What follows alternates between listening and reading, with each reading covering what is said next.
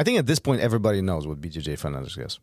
Gary, do you know what BJJ Fanatics is? Yeah, I think if you're involved in this world at all, you know what BJJ Fanatics is. Just checking if you haven't been on the rock. I mean, if it's your second, third time on the mats, you probably don't know. But after that, I'm sure stuff is filtering into you. But listen, so in November, I had privilege to work with those guys. The Gravity is Your Friend is out there available. But recently, I flew back to Boston to shoot two more. So those will be coming out very soon. If you're searching for my name on BJJ Fanatics, there's only one. Then a couple more are coming down the pipe. Keep your ears and eyes open as the things unfold. Yeah, bjjfanatics.com. Check them out. Awesome videos.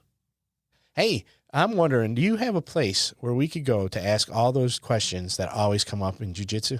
You are lucky. You are very, very lucky.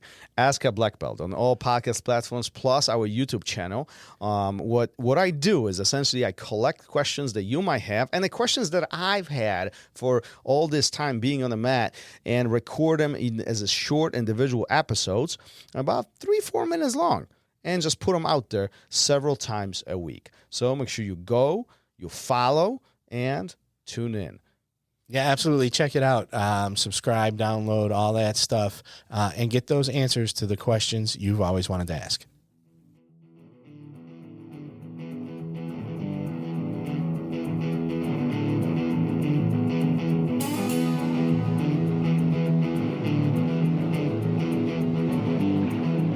Welcome to Raw Radio.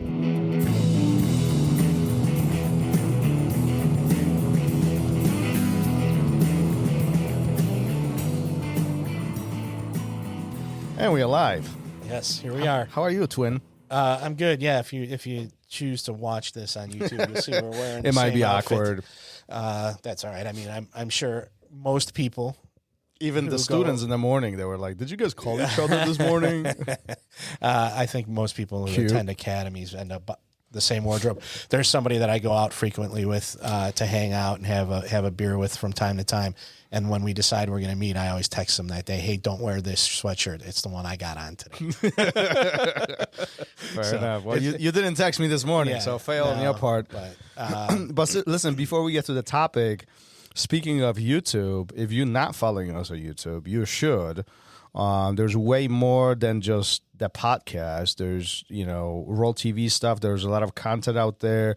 The Ask the Black Belt episodes are posted on there, so it's all in one spot. Mm-hmm. Last I checked, it was like I think 8,000 followers on there. So it continues growing. But if you're a YouTube person and there's other content than just this show, it's all listed under Roll TV. So you got to search Roll TV on YouTube, and you can find our channel. And and if you've never seen us before, you can see just how damn handsome one of us is. Thank you. You keep thinking that. So, all right, let me get my notes because I think we're going to talk a little bit. We just got done with Ricardo Almeida. Almeida. Pretty big deal. Listen, anytime at least I think that we can, we did really good. We had a really good conversation with a pioneer of jiu-jitsu. Boom, another one comes up. Mm-hmm. Like at this point, it's hard. Somebody asked me recently. Actually, it was like, what's the most impactful name that we've had on the show? And I was stumbled. Like I couldn't narrow it down. Yeah, I couldn't narrow it down.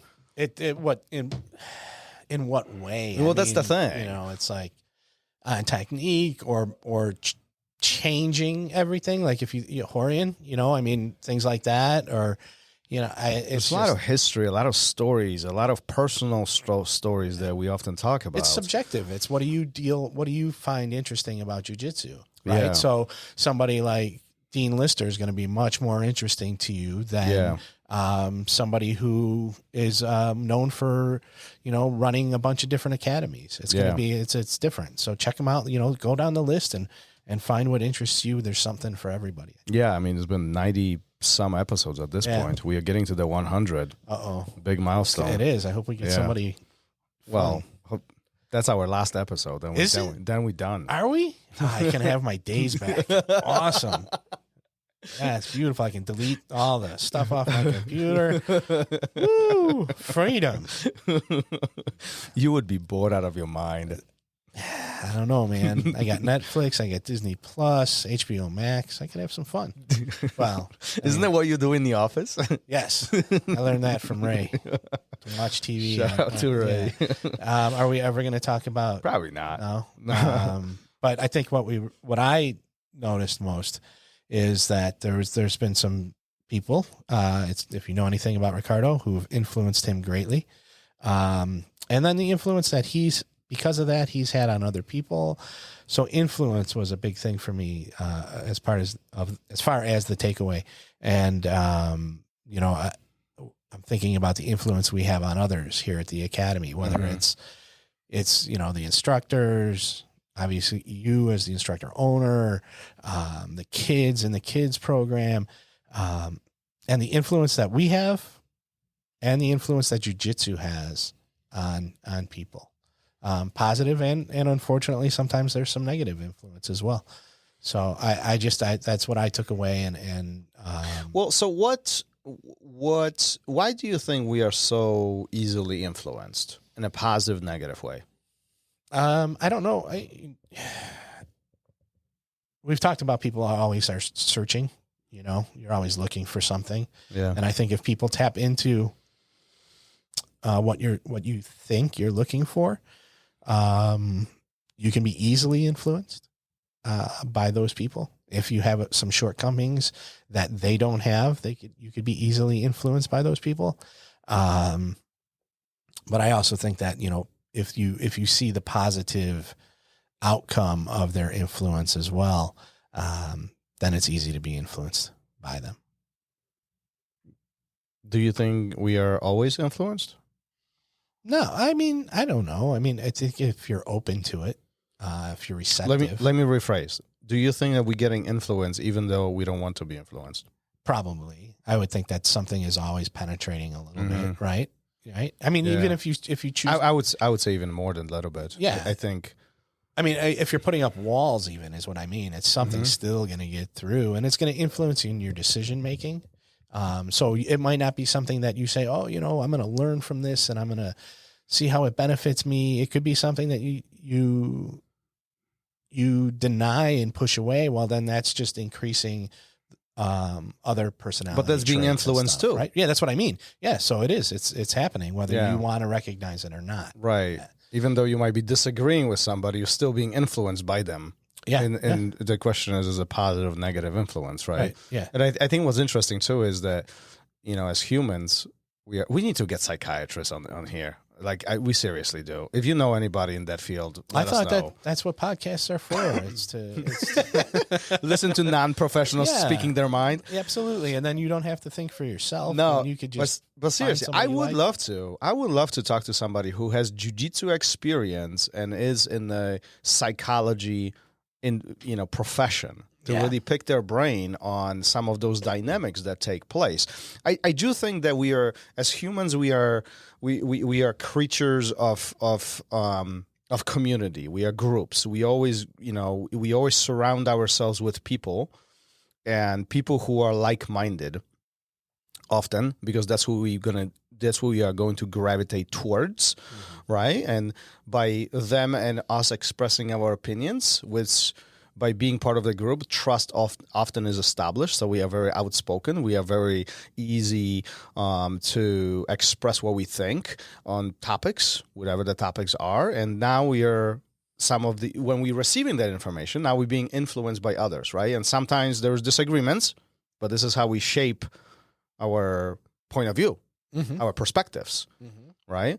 So do you think that surrounding yourself with a like-minded people is better versus surrounding yourself with people who are very different than you from a perspective of learning something new? I think different than you. I think sometimes, you seek your level and then you become complacent, or you don't challenge yourself. For sure.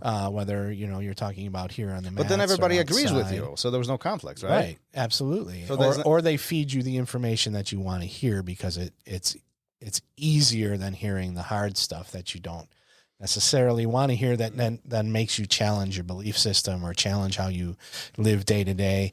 It makes you a more well-rounded person.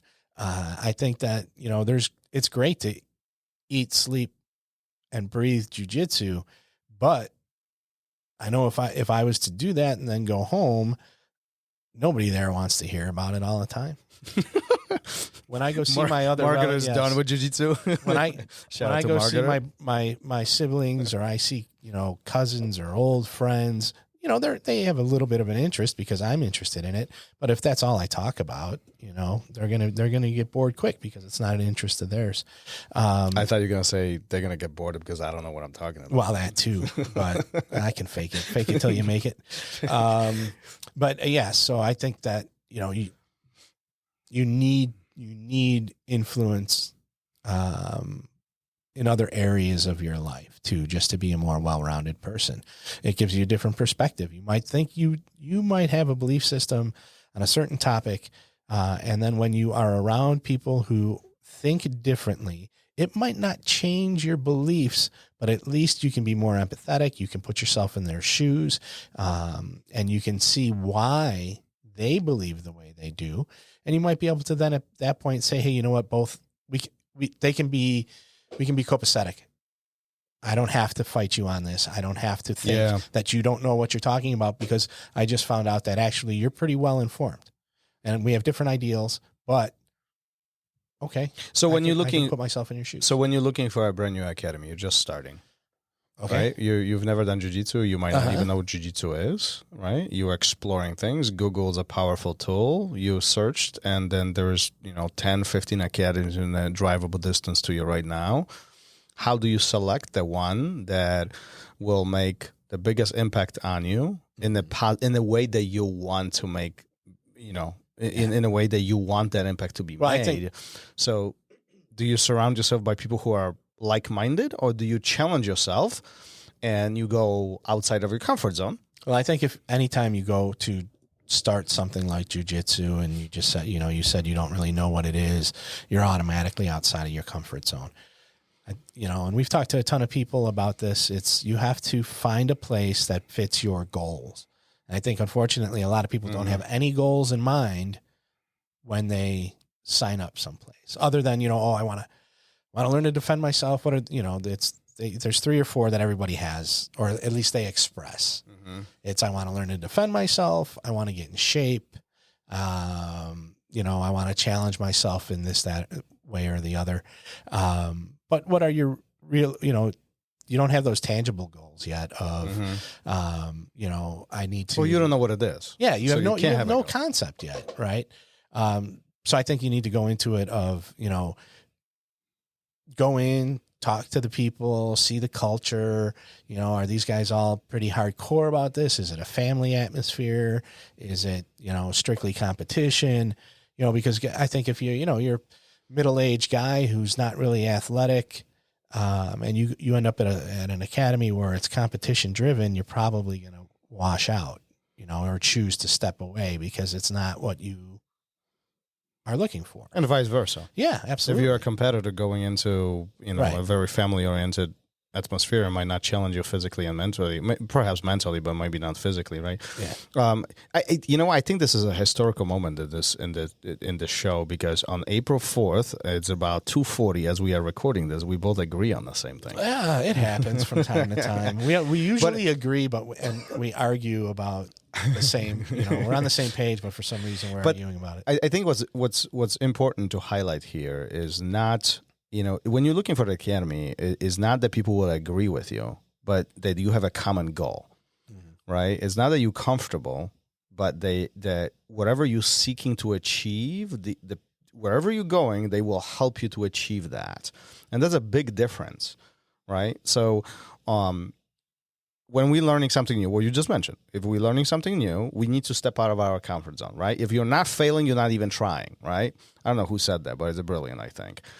So there will be a point of failure. It's going to be hard. It's going to be difficult. It's going to be complex. It's going to be challenging physically and mentally, and it's going to be hard as far as investing time and financially even. I mean, listen, jiu-jitsu is not the cheapest hobby that you can have, right? But the question is, you signing up for this with a goal to learn a brand new skill set. So are these people going to set you for success? Will they set this path for you where you don't have to have additional obstacles? You can focus on learning the skill set and maximize your success on the path as you're going through it, right? Often we focus on culture dynamics, will they agree with what I think, but I suppose that's important too. Do you? I think it is. Yeah, I think it's. But very is that important. setting you for success? Is that has anything to do with jiu-jitsu? Yes, it does, because if they are, if you go into a school and let's say that their jiu-jitsu is outstanding and they even have a good instructor, however, the culture of that school is diametrically opposed to what your belief system is. They're a bunch of people who maybe outside of jiu-jitsu have a very negative attitude. Outside of jiu-jitsu, don't hold themselves to the same standards that they do on the mats. It will eventually become a negative experience for you. So I do think that culture is important. I do think that surrounding yourself with people, that you have to have some commonality, because I don't think you can completely put yourself in a situation with people that you don't agree with fundamentally. Yeah. I changed my mind on this. Yeah, you're right. You bring it up. And that's where that influence comes in. It's like, are they going to influence you to change? Are you going to influence them? Is it even necessary? Do you have to go down that path? Well, if we treated this like work, meaning you go into work, doesn't matter what your peers think, you're here to do your job and get paid for it, probably it would be much easier to ignore some of those friction points, if you will, especially from opinion perspective. But because jiu-jitsu is so, so, what am I trying to say?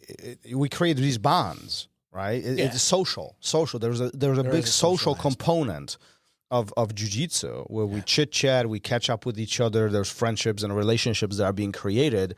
I think you're right. I think it's hard to avoid some of those dynamics. And if those are in the opposite spectrum of, opposite side of the spectrum as what you are, it's going to be hard for you for that to be ignored. And then your experience becomes miserable. Yeah. And I'm talking extremes. I'm not talking about like, oh, this guy thinks a little bit differently on this political subject than me, or a little bit differently on this social subject than me. I'm talking extremes, This is where I always say, stop talking politics, stop talking nonsense. We are here for jiu-jitsu, I do believe that we should be respectful towards everybody on the mat, right? We are here for jiu-jitsu. I don't care what you think about A, B, C, D. What I do care about, that your vision of jiu-jitsu is what it should be. And we continue. Save all that stuff for social media. Yeah, when nobody's in front of your face. Yeah. And you can say whatever you want behind the screen. Yep. Yeah.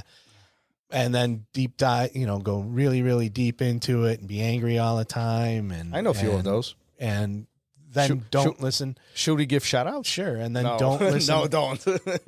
Don't listen to what anybody else has to say. Only seek out things that meet your preconceived notions. Never be open to anything else. But also, flipping this the opposite direction, I think that is big part of that conversation that should be taking place for a brand new students visiting the academy. Are those topics discussed at the facility? Or is there a larger picture of, listen, let's leave this outside of the door? Right. Yeah, that's where that culture thing comes in. That's where the culture comes in, yeah. And it's like if you walk in and everybody's cussing and everybody's speaking in a manner that you don't think is appropriate for I'm not even talking about that. That's just bad and rude behavior, right? But there's plenty of places where that's the culture. I'm with you. But they don't respect the women that are in the room. But I'm even talking about, like just difference in views. It's still professional, still clean, but is there a difference in views? And those could even impact the perception and our feeling and how we receive that information. And honestly, our training. So let's freaking stop cursing. Let's freaking stop talking politics. Let's just change jiu-jitsu. How is that? That's boring. And if this is the first time you're listening to the show, Gary Pond. What? Nothing. That's, I don't know. I just, do the best you can to influence people in a positive way. Yeah. That's it. Yep. Positive. That's all. Yeah, I good can person. say. That's all. Yep. And be empathetic. All right. Are we done? Let's move on to the next. All right. Peace. Later. Thank you for listening to Raw Radio. If you enjoyed the show, don't forget to leave us a review and help us make the show even more amazing. For future episodes, check out our website and follow us on all major podcast platforms. Take care.